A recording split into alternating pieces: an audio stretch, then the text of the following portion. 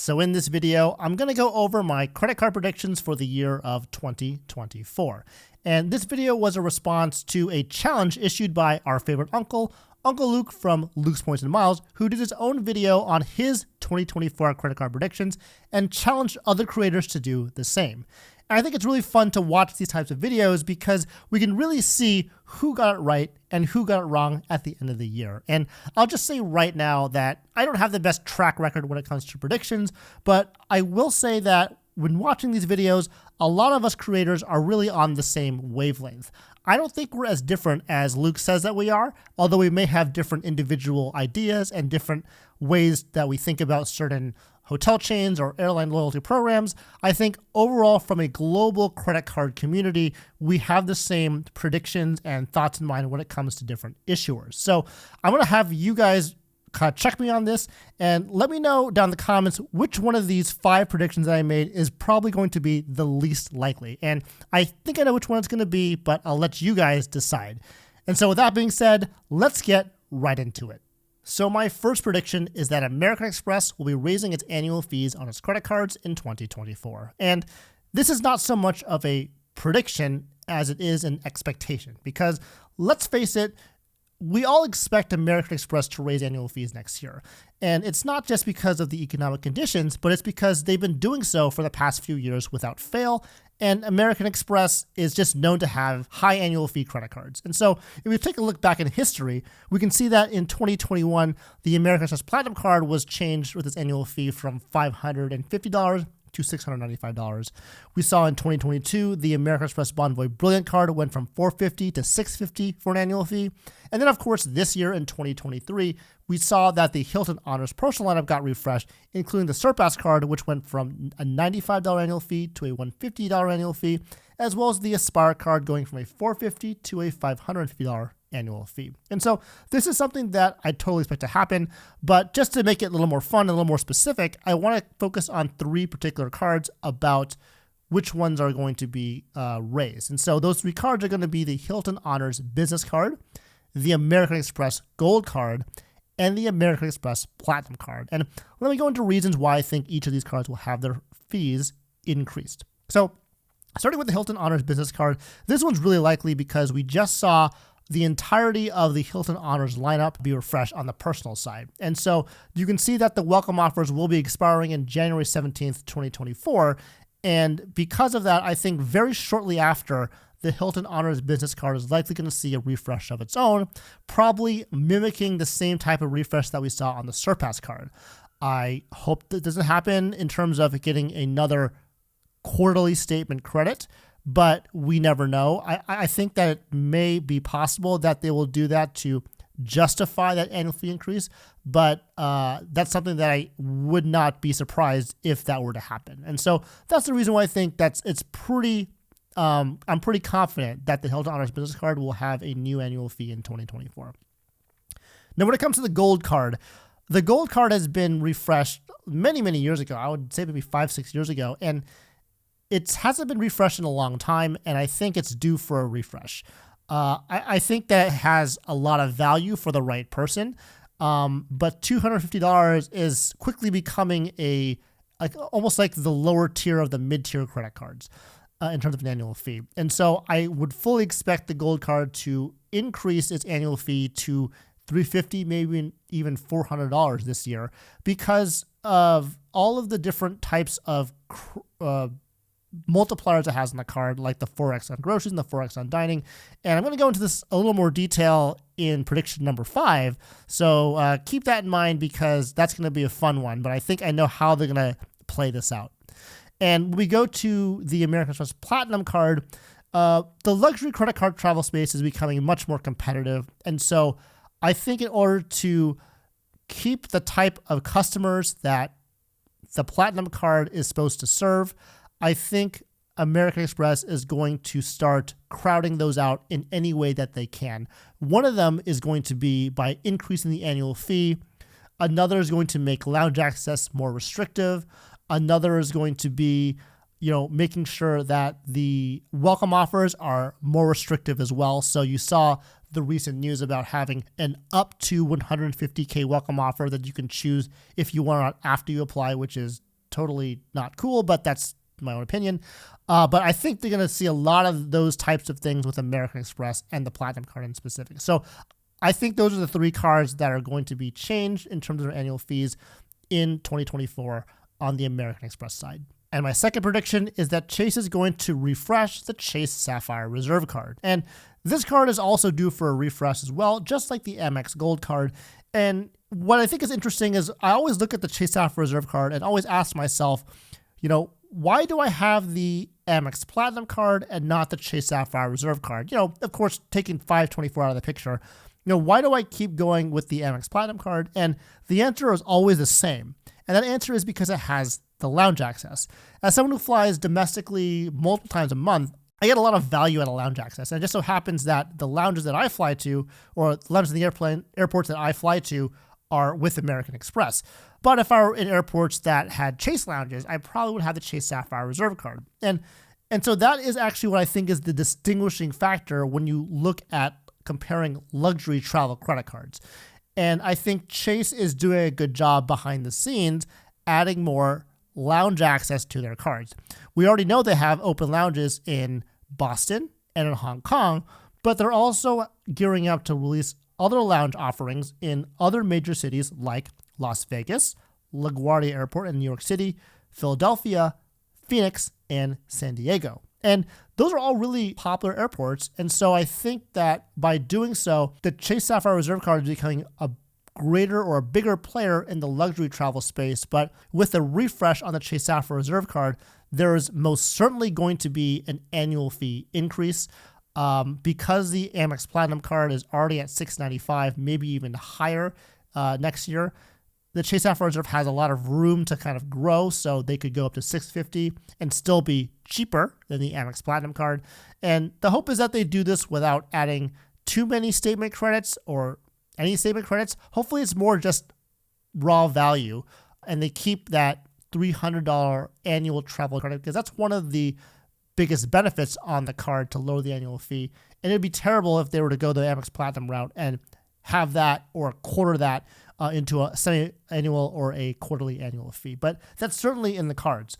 Of course, it has great multipliers like that 10x back on hotels and car rentals when booked through the travel portal, and the 5x flights on the travel portal as well, as long as you use that $300 travel credit first. And also that 3x points back on the restaurants and dining.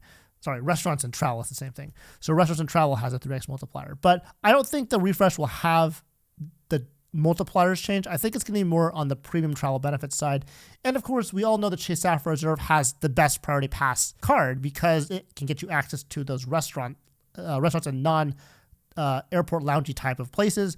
And so I think that if Chase plays this right, the refresh could be very powerful, and we can definitely see a new resurgence for the Reserve card being very competitive to the current top dog, in my opinion, which is the American Express Platinum card. My third prediction, and I think we're all pretty much on the same page about this, is that Wells Fargo is going to become a major credit card issuer in the travel credit card space. And there are two reasons why I think that's going to be the case. The first is clearly the Wells Fargo autograph card and its impending transfer partner announcement. Now, we've been waiting for this for quite some time now. We first heard about maybe it'll release on November 15th, then maybe on December 10th, but it looks like it'll be released in 2024 at some point. So as long as we know what that's going to be, or as soon as we know what that's going to be really, really huge, because even without transfer partners, the autograph card is still a pretty amazing card. It's got no annual fee. It's got all those 3x multiplier categories. And just to add the possibility of having some type of transfer partners out to get increased value on your Wells Fargo points is just great. It's very much like the Bilt MasterCard is now, where they have a lot of transfer partners, and they're adding, they have ones that are really hard to get, like American Airlines. They have World of Hyatt, which is always a popular choice. And so we have to see what the Wells Fargo autograph transfer partners are. But I would just say whatever they are, even if it's like not that great, it really adds another dimension to the card that will make them a major player in this credit card travel sector. And so that's that card. But we also know of another situation happening with Wells Fargo, and that's that they recently announced that they're going to be releasing an autograph Journey card. And there's not so much information about that at this point, but we do know that it will have an annual fee. And we also will know that it'll have a more robust multiplier structure than the autograph card or the no annual fee version of that card. And so there's one of two ways they can go about doing this. I think it's going to go one direction just because it's Wells Fargo, but let's go over those. So the one direction is the Capital One method, where you have cards like the Saver One card. So specifically, there's a Saver One card and the Saver card. So the Saver One has no annual fee. It's got those 3% cashback categories at, for example, at grocery stores and on dining, to include just a couple of them.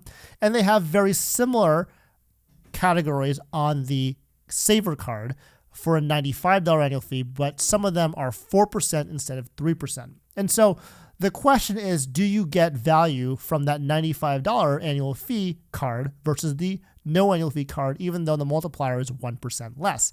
And I would say for the large majority of people, unless you're pounding out all the spend on the card, you're likely better off with the Capital One Saver One card with a no annual fee, because you never have to worry about getting the extra value back from the $95 annual fee you just paid on the card with just a 1% multiplier boost. So that's one way. The other way is the American Express route. And so the cards that come to mind are the American Express Blue Cash Everyday card and the American Express Blue Cash Preferred card. And so with the Blue Cash Everyday card, you have a no annual fee card, and you have that 3% cash back on groceries up to $6,000 in spend per calendar year. Of course, those are U.S. groceries only. You have a comparable category of 6% cash back on the same grocery category on the Blue Cash Preferred, but it has a $95 annual fee. And they've made it a little better, being that the card now has a $0 intro annual fee, then $95. But for the most part, you can see that the multiplier is twice as high. So it's actually better in that scenario, where you could get a lot more value from the Amex Blue Cash Preferred card because of that double multiplier from 3% to 6%, not to mention the other elevated categories that are present on the Blue Cash Preferred card. But I wanted to give you that short explanation. So I think the Journey card, if I were to predict what would happen to it, it's probably going to go the Capital One route, where you have a mid-tier annual fee and you have like a little bit more percent multiplier on those categories compared to the autograph card. And I'm not sure which ones are going to choose, or if they'll let you choose, but that's what I think is going to happen. I'm not 100% positive that it's going to be the Amex way, where they do a huge multiplier, but we'll see. I think it's going to be fun to see what they come up with, and hopefully, if that card also has transfer partners, I think that Wells Fargo, just overall, no matter what the situation, they're going to be a really big player in the travel credit card space, and I'm all for it. I think any competition is good, because that just makes it better for us as consumers. And my fourth prediction is that US Bank will remain the same and not do anything interesting in the year of 2024. And although I want US Bank to do cool things like allow Altitude points to transfer from card to card, so you can maybe get better value through redemption through the Altitude Reserve portal or through the real-time reward system, I don't think it's really going to happen. US Bank is one of those banks that is happy where they're at, and they know the kind of value that they bring. So take, for example, the US Bank Cash Plus card. What a great card. It's got no annual fee. It's got 5% multiplier on 2 categories that you choose, up to $2,000 per quarter, and the categories are pretty good. They're something that you would use in your daily life, and it's got, again, no annual fee. So that's a great card to use for any kind of 5% cashback setup. If you look at the Altitude Go card, for example, you can see that they have that 4x multiplier on dining, which is great on a no annual fee card as compared to that 4x multiplier on the Amex Gold card with that higher annual fee. Now, that's not a direct apples to apples comparison, but the multipliers are the same. And, based on your use case, you may actually get more value from a no annual fee card with that similar multiplier. So that's something to keep in mind as well. And so let's not also forget my new favorite card, which is the US Bank Altitude Reserve card, which has that amazing 3x mobile wallet category, where you get 3x points back on all the mobile wallet purchases you make using Apple Pay or Samsung Pay. as well as Google Pay. And then you can take those points you get and get a 1.5x boost when you redeem it either in the Altitude Reserve portal or through the real-time rewards system, and get an effective 4.5x points back if you redeem it for those travel purchases in RTR. And so I think if you look at what they're doing, they're more of a cashback focused setup, which is very similar to a bank like, for example, Bank of America, who are also more regarded as a cashback type of setup, even though they have these travel credit cards. And so as long as US Bank is happy where they're at, I don't think they're going to make any changes. They have added that shopper cashback rewards card in the past. It's got some mixed reviews. I don't think it's a great card in my opinion, but I don't think they're going to add any more cards just because I think they're again happy where they're at, and there's really no need for them to change at this point. And so we get to prediction number 5, and this is going to be a fun one. My prediction is this: American Express is going to introduce the semi-monthly statement credit. Now, hear me out on this one because this is how I got to this conclusion. Like I said in prediction number 1, I think the American Express Gold Card will have a refresh. And of course, with any refresh, there's going to be an increase in the annual fee. But with that increase in annual fee, American Express always brings more statement credits. So what's going to happen is we have to take a look at previous iterations of refreshes and how they occurred. So if you look at 2022 and the Marriott Bonvoy Brilliant Card, it used to have a $300 Marriott credit that was annual. And then after the refresh, it turned into a $25 monthly dining credit. If we look at 2023 or this year, and we look at the Hilton Honors Aspire card, we can look at the previous annual credits on that card, which were the $200 Hilton annual credit. But then when we got the refresh, it dropped down to a semi-annual credit, as well as an addition of a quarterly credit. And so with that trend in mind, if we have the Amex Gold Card have a refresh in 2024, there's already 2 monthly credits. So the only way or the only direction that we expect them to go is to go down to the semi-monthly statement credit. So they'll probably add a semi-monthly food credit to the Amex Gold Card to offset this new higher annual fee on the Gold Card. And so what's going to make up this semi-monthly statement credit? Well, there's 2 options. The first is going to be food or groceries, because I think they're going to have the same type of alignment in terms of the category of the statement credit. They are unlikely to do groceries because groceries are too valuable to people, so that's not going to help American Express out. So what they'll probably do is give another food credit, like a dining credit that's semi-monthly. So what types of dining options are there where you would go to them at least semi-monthly? And the ones I can think of is fast food. So they'll probably have something like a $5 semi-monthly dining credit, and they'll likely have it on select stores or select restaurants, obviously. And the ones I think that they'll probably have for this credit is going to be McDonald's, Subway, Chick-fil-A, and Panda Express. I mean, those are the most typical types of fast food restaurants that you may expect that you could use this $5 semi-monthly statement credit on. And of course, in typical American Express fashion, this is going to be marketed as getting $130 in value. And that is my 5th prediction for this video. So those are my 5 credit card predictions for the year of 2024. Again, it's going to be really fun to look back at this video about a year from now to see how accurate or inaccurate I was when making these predictions. And so I definitely want to hear your predictions as well. So if you have some, leave some down in the comments below. But if you want to see my raw thoughts on the recent changes to the Hilton credit card portfolio on the personal side, definitely check out this video next.